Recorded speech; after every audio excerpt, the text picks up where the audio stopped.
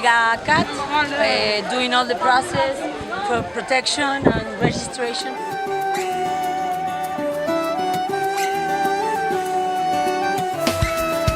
Pour le moment, nous avons 1077 chefs de famille. Bon, nous-mêmes, nous aidons dans la sensibilisation, sensibiliser les gens des cyclones. Et puis après ça, nous-mêmes, nous avons prêté pour nous sécuriser le cyclone, parce que nous connaissons c'est notre temps de c'est que la fait. Et nous avons venu avec une gilet, nous avons fait là, et on prend ça mon année. Si un cyclone vient avec une force, et puis là, il a crasé, caillou a crasé, finalement, il va tenir bon. Après, c'est qu'on a qu'il a retourné. Wayayayo, wayayaye. Patande, wayo.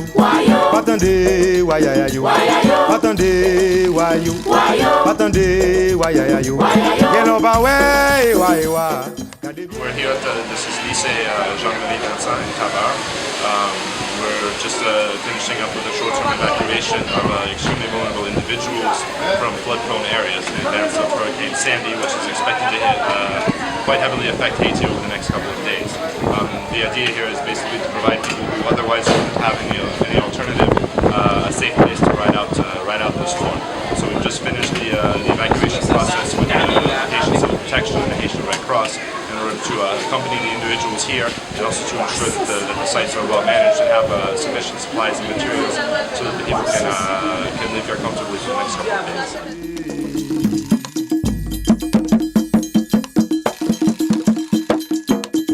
Hey, hey, hey, hey, hey, hey, hey, hey. La pluie tombée, l'eau a descendre. Pas qu'un côté en bas monde pour moun passer oh. Pas qu'un pied bois, crème terre à descendre.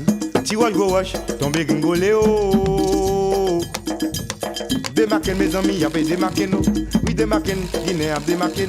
N'a coupé pied bois yo, ouais nous pas remet yo. Nous couvert terre à béton ensemble, bien tout fait l'eau yo yo yo.